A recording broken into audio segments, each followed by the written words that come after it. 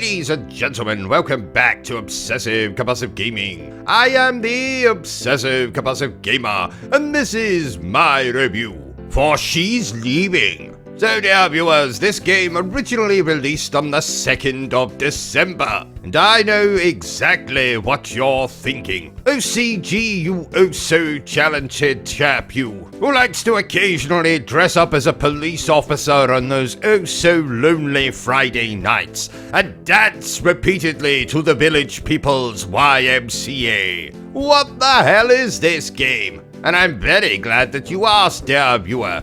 This is another one of those first-person horror video game type thingamajigs, in which we play as Charles Dalton, a blood spatter analyst, as we come to a hotel dressed as a police officer for reasons, most importantly of which is to investigate a gruesome crime scene and find out what happened to a young lady called Annabella. And that's all I'm going to tell you without spoiling this particular story for you, dear viewers. But rest assured, by the end of this short horror video game, you'll find out why she's leaving. Well, not really. You'll find out who she is, Annabella, like I said, and she doesn't so much leave the game as die. I suppose if you're a religious type person, she will leave, figuratively speaking. Leave this plane of existence.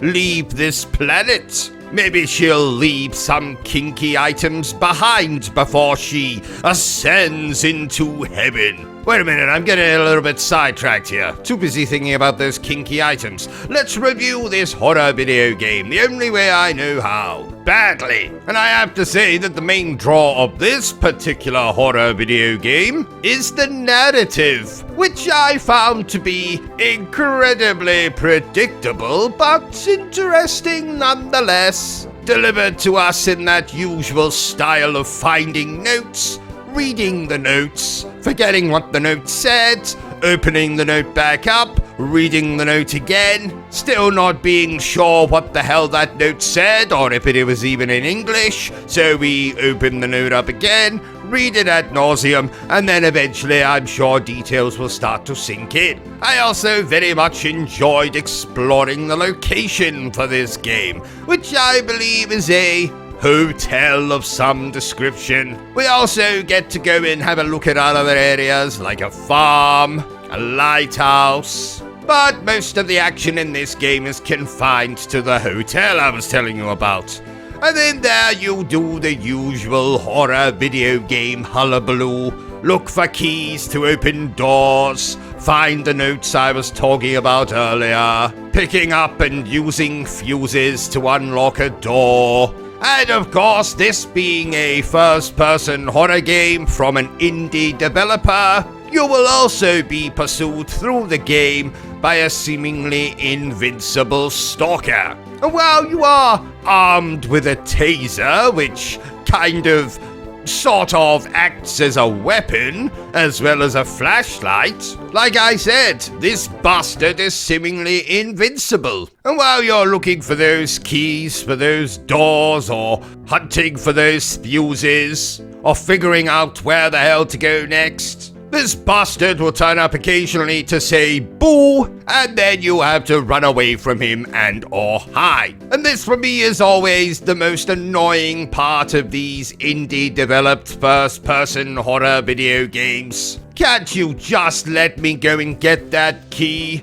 without inconveniencing me, Mr. Masked Stalker Evil Person you? Well, if like me you find that particular game mechanic rather annoying, you'll be very pleased to hear that rather recently, they have added an option in the game where you can essentially turn this bastard off, which I can assure you is not something I'm used to doing. I'm used to turning bastards on. Eh, Bertrum?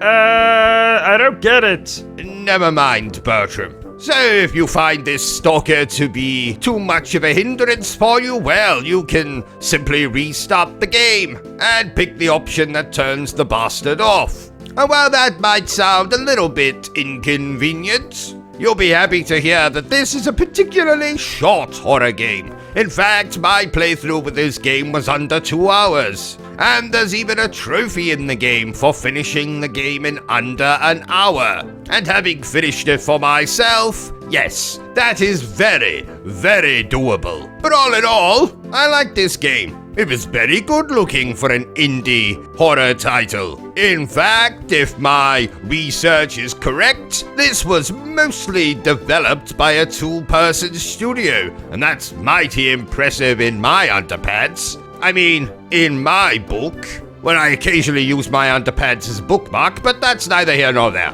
So yes, very good looking. There's a nice little central mystery, some jump scares, because of course there's bloody jump scares. And it's not too long, so you're probably not going to find yourself getting bored with the experience. But while I've seen some other game reviewers, inferior game reviewers if you don't mind me saying, refer to this as a Resident Evil clone, that's not true. There's no combat in this game. There's no enemies. There's no boss fights. This is simply a first-person horror game in which, if you choose to have the option on, you'll be annoyed by a masked stalker throughout. If that sounds good to you, then I suggest you download the game at your earliest convenience. Therefore, I declare that She's Leaving is pretty good.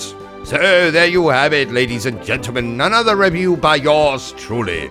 If you enjoyed this little review of mine, don't forget to give me a thumbs up. If you haven't enjoyed it, well then feel free to give me a thumbs down. But please remember the single most important thing I always tell you, dear viewer, and that is to always stay obsessed with gaming. Are you still here? Oh, you must have really enjoyed this video then. In that case, you had better subscribe to the channel and check out our other content. Otherwise, you're a booby pants, and no one wants to be a booby pants.